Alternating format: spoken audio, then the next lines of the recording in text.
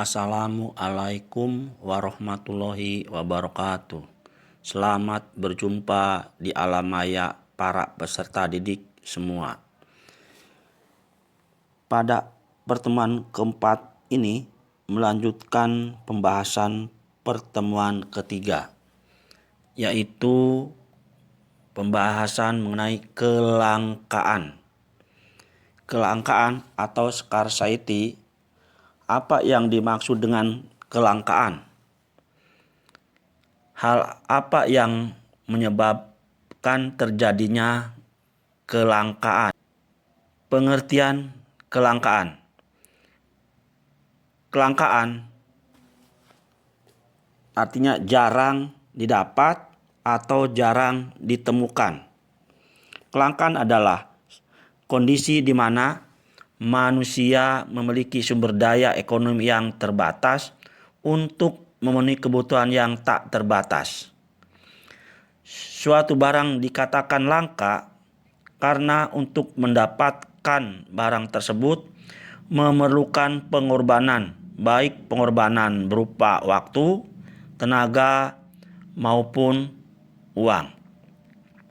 Dalam ekonomi, istilah kelangkaan merupakan suatu keadaan di mana manusia ingin mengkonsumsi jauh lebih banyak dari apa yang diproduksi, atau suatu keadaan di mana keinginan manusia jauh lebih banyak daripada barang yang tersedia. Kelangkaan timbul dari inti masalah ekonomi, yaitu adanya kesenjangan antara kebutuhan hidup manusia yang tidak terbatas dengan alat pemuas kebutuhan yang jumlahnya terbatas. Penyebab kelangkaan antara lain: 1. Keterbatasan benda pemenuhan kebutuhan di alam. 2. Kerusakan sumber daya alam akibat ulah manusia. 3. Keterbatasan kemampuan manusia mengolah sumber daya ekonomi yang ada. 4. Peningkatan kebutuhan yang lebih cepat dibandingkan dengan penyediaan sarana pemenuhan kebutuhan. Biaya peluang atau opportunity cost. Biaya adalah pengorbanan ekonomi yang diukur dengan nilai uang untuk memperoleh barang atau jasa. Sedangkan peluang atau kebolehjadian atau dikenal juga sebagai probabilitas adalah kemungkinan terjadinya suatu kejadian. Lalu apa itu biaya peluang? Biaya peluang adalah biaya yang timbul akibat memilih sebuah peluang terbaik dari beberapa alternatif yang tersedia. Ketika seseorang dihadapkan pada beberapa alternatif pilihan dan harus memilih salah satu di antaranya, maka alternatif yang tidak dipilihnya itulah yang menjadi biaya peluang. Sebagai contoh, misalkan seorang memiliki uang 10 juta. Dengan uang sebesar itu, ia memiliki kesempatan untuk bertamasya ke Bali atau membeli sebuah TV. Jika ia memilih untuk membeli TV, ia akan kehilangan kesempatan untuk menikmati keindahan Bali. Begitu pula sebaliknya, apabila ia memilih untuk bertamasya ke Bali, ia akan kehilangan kesempatan untuk menonton TV. Kesempatan yang hilang itulah yang disebut sebagai biaya peluang. Biaya peluang juga terjadi pada kesempatan kerja. Kesempatan kerja yang tersedia bagi masyarakat untuk melakukan kegiatan ekonomi yang menjadi sumber pendapatannya untuk memenuhi kebutuhan hidupnya. Contoh, ayah bekerja sebagai pegawai negeri. Pilihan ayah menjadi pegawai negeri mengorbankan kesempatan ayah menjadi pengusaha. Masalah pokok ekonomi. Masalah pokok ekonomi, 1. Masalah produksi, 2. Masalah distribusi, 3. Masalah konsumsi. Dalam kegiatan produksi, untuk mencapai tujuannya, seseorang produsen tentunya menjumpai berbagai permasalahan. Di antaranya sebagai berikut. 1. Penyediaan bahan baku atau sumber daya alam. 2. Kualitas tenaga kerja. 3. Permodalan. 4. Kemampuan manajerial atau jiwa wirausaha.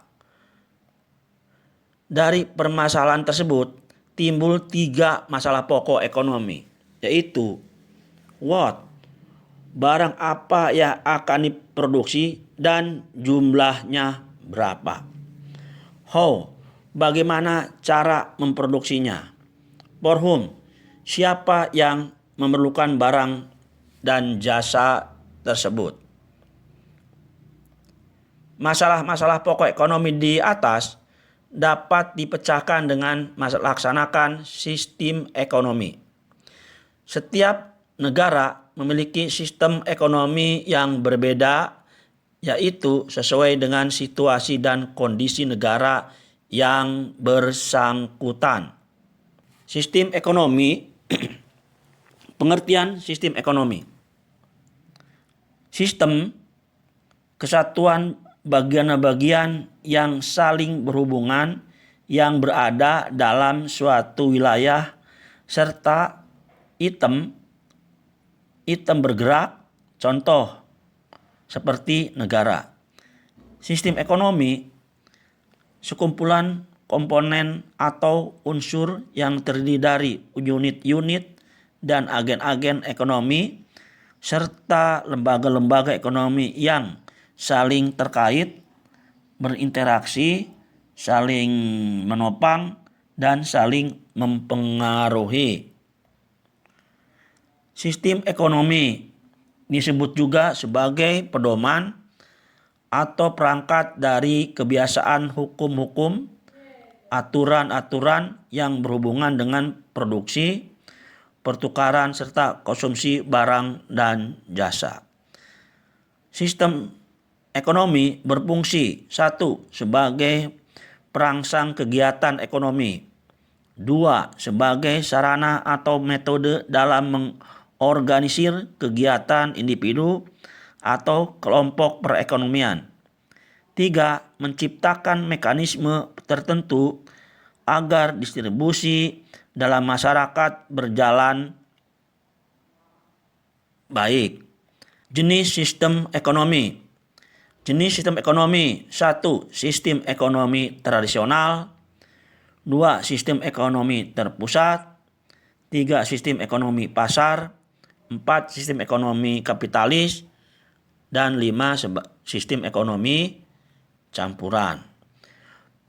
Menurut kamu, Indonesia menggunakan sistem ekonomi yang mana? Berikan alasannya. Indonesia merupakan negara yang termasuk menganut sistem ekonomi campuran, yaitu menggabungkan antara sistem ekonomi kapitalis dengan liberal atau pasar.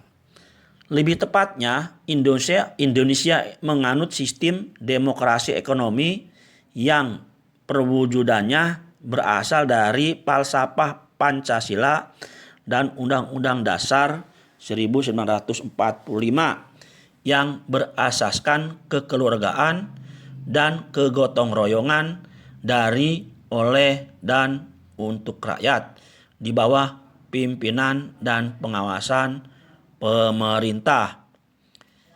Cara mengatasi permasalahan ekonomi. Pengertian dan tujuan kebijakan ekonomi.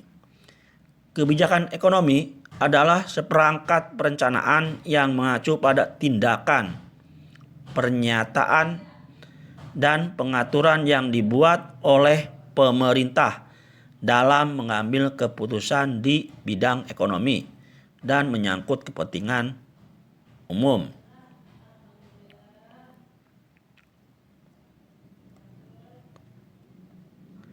Tujuan kebijakan ekonomi yang diambil pemerintah tergantung hasil apa yang ingin dicapai.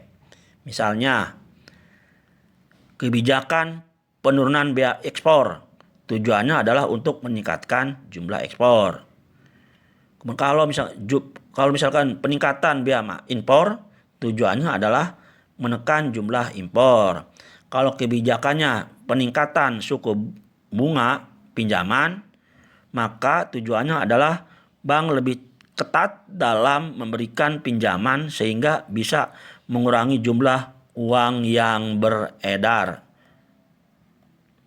Jenis dan lingkup kegiatan ekonomi. Kebijakan pemerintah. Kebijakan ekonomi mikro. Kebijakan ekonomi makro.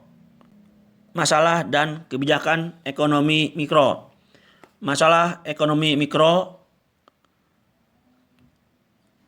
harga dasar dan harga tertinggi. Kebijakan pemerintahnya menetapkan harga tertinggi dari sebuah produk tertentu.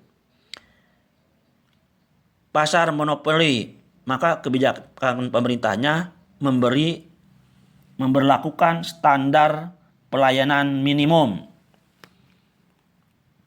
Kenaikan harga bahan bakar minyak BBM, maka kebijakan pemerintahnya subsidi tepat sasaran. Masalah distribusi, kebijakan pemerintahnya memperbaiki infrastruktur jalan, jembatan, pelabuhan, dan angkutan hingga ke pelosok. Biaya ekonomi tinggi, maka kebijakan pemerintahnya membersihkan aparatur negara yang korupsi, penyederhanaan birokrasi dalam pengurusan berbagai izin. Masalah dan kebijakan ekonomi makro. Masalah ekonomi makro, misalkan masalah pertumbuhan ekonomi, maka kebijakan pemerintahnya meningkatkan produk domestik bruto. Satu, dengan meningkatkan sumber daya alam. Dua, meningkatkan sumber daya manusia. Tiga, meningkatkan modal dan teknologi. Kalau misalkan terjadi pengangguran, maka kebijakan pemerintahnya adalah satu, mengendalikan pertumbuhan penduduk. Dua, menambah sektor pengeluaran. Tiga, membuka kesempatan dan lapangan kerja. Empat, memperbanyak pusat-pusat pelatihan kerja. Kalau terjadi inflasi, maka kebijakan pemerintahnya penjualan surat berharga milik pemerintah, menaikkan suku bunga diskonto. Tiga, kebijakan fiskal. Kemudian apabila terjadi kemiskinan, kebijakan pemerintahnya adalah peningkatan fasilitas jalan dan listrik di pedesaan. Dua, perbaikan tingkat kesehatan melalui fasilitas sanitasi yang lebih baik.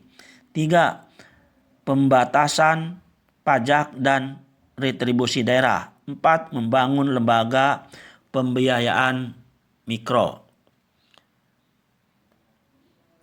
Tugas, carilah kelebihan dan kekurangan dari masing-masing sistem ekonomi tersebut. Untuk pertemuan keempat ini saya kira cukupkan sampai di sini. Terima kasih atas perhatiannya. Wassalamualaikum warahmatullahi wabarakatuh.